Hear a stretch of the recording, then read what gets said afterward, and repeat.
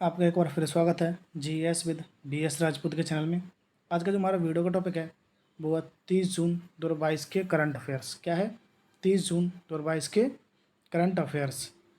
अगर आपको हमारी वीडियो अच्छी लगती है तो प्लीज़ चैनल को सब्सक्राइब करें, लाइक करें और ज़्यादा से ज़्यादा वीडियो को शेयर करें।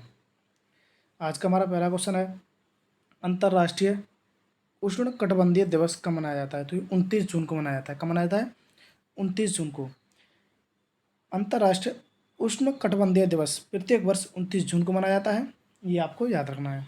अब हमारा अगला क्वेश्चन है, DRDO और भारतीय सेना ने कहाँ एंटी टैंक गाइड्स मिसाइल का सफल परीक्षण किया है? तो कहाँ पर किया है? महाराष्ट्र में। DRDO और भारतीय सेना ने एंटी टैंक गाइडेड मिसाइल का सफल परीक्षण महाराष्ट्र में किया है। अभी महाराष्ट्र में किया है तो हम बात करते हैं महाराष्ट्र की। महाराष्ट्र की राजधानी है मुंबई। यहाँ के मुख्यमंत्री हैं उद्धव ठाकरे और यहाँ के राज्यपाल हैं भगत सिंह कोश्यारी। यहाँ के राज्यपाल कौन है? भगत सिंह कोश्यारी हैं। अब हमारा अगला क्वेश्चन है, भारतीय सेना और रक्षा लेख विभाग, भारतीय सेना और रक्षा लेख विभाग के बीच चौथे सिरनजी सम्मेलन का आयोजन कहाँ पर किया गया? तो कहाँ पर किया गया? नई दिल्ली में। भारतीय सेना और रक्षा लेख विभाग के बीच चौथे सिरनजी सम्मेलन का आयोजन नई दिल्ली में किया गया है। ये आपको याद रखना है। अब हमारा अगला क्वेश्चन है, किस राज्य सरकार ने तीर्थ यात्रियों को वित्तीय सहायता प्रदान करने के लिए काशी यात्रा योजना शुरू किया? तो किसने किया? कर्नाटक सरकार ने। कर्नाटक सरकार ने तीर्थ यात्रियों को वित्तीय सहायता प्रदान करने के लिए काशी यात्रा योजना शुरू की है। ये आपको याद रखना है। अब ये कर्नाटक ने किया तो हम बात करते हैं कर्नाटक की। कर्नाटक की राजधानी है बेंगलोर। यहाँ के मुख्यमंत्री हैं वसवराज एस बोम्मई और यहाँ के राज्यपाल हैं थावरचंद गहलोत। यहाँ के राज्यपाल कौन है? थावरचंद गहलोत हैं। अब हमारा अगला क्वेश्चन है,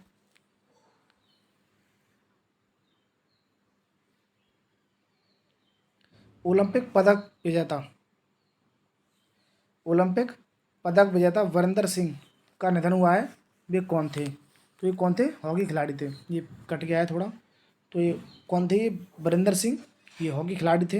ये ओलंपिक विजेता टीम के ये खिलाड़ी थे। तो ये आपको याद रखना है। अब हमारा अगला क्वेश्चन है, दिल्ली उच्च न्यायालय के नए मुख्य न्यायाधीश कौन नियुक्त हुए हैं? दिल्ली उच्च न्यायालय के नए मुख्य न्यायाधीश कौन नियुक्त हुए हैं? तो सतीश चंद्र। कौन? सतीश चंद्र को दिल्ली उच्च न्यायालय का नया मुख्य सचिव मतलब मुख्य न्यायाधीश नियुक्त किया गया है।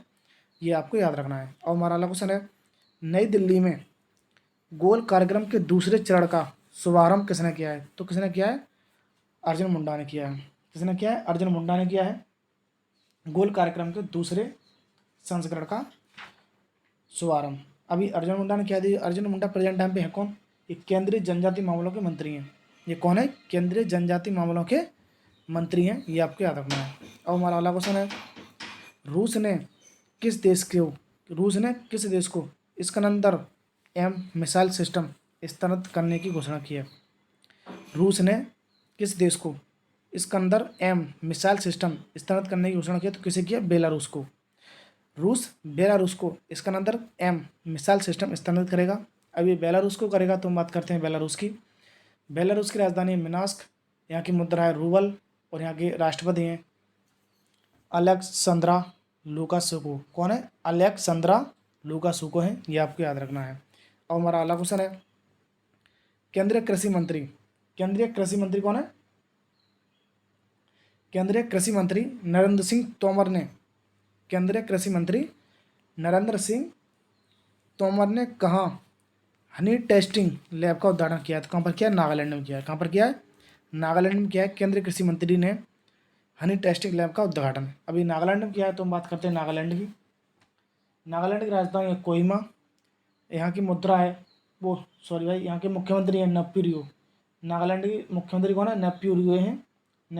नेप्यू रियो हैं। और यहाँ के राज्यपाल कौन है? जगदीश मुखी। इनके लिए कार्यभार दिया गया है। कौन है यहाँ के मुख्यमंत्री? वो राज्यपाल कौन है? जगदीश मुखी हैं और यहाँ पर इनके लिए कार्यभार दिया गया है। और वैसे ये किस राज्य के मुख्यमंत्री? जगदीश मुखी। ये असम के मुख्यमंत्री हैं। कहाँ के मुख्यमंत्री? वो सॉरी भाई कहाँ के राज्यपाल हैं जगदीश मुखी? ये असम के राज्यपाल हैं जगदीश मुखी। और इनके लिए नागालैंड का अतिरिक्त कार्यभार दिया गया है जगदीश मुखी को। ये आपको याद रखना है। अब हमारा अगला क्वेश्चन है,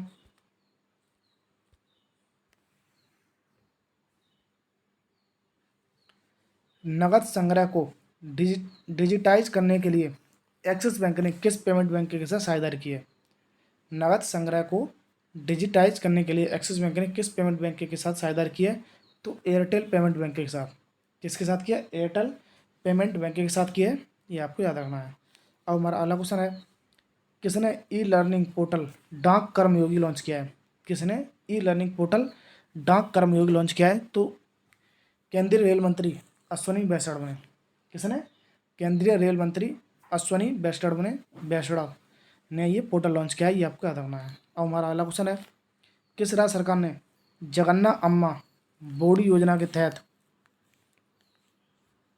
6,695 करोड़ रुपए जारी किए हैं?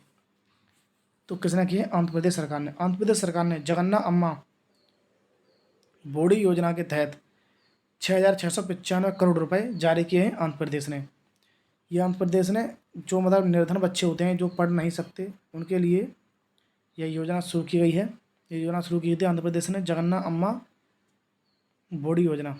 तो इसने आंध्र प्रदेश ने इसके लिए 6,695 करोड़ रुपए जारी किए हैं, जो बच्चे पढ़ नहीं सकते उसके लिए किए हैं, ये आपको याद रखना है। और हमारा अगला क्वेश्चन है, pokerbazi.com का नया ब्रांड एम्बेसडर किसे नियुक्त किया गया है? pokerbazi.com का नया ब्रांड एम्बेसडर किसे नियुक्त किया गया है? तो शाहिद कपूर को किया गया है। किसके लिए? अभिनेता शाहिद कपूर को किया गया है। अब हमारा अगला क्वेश्चन है,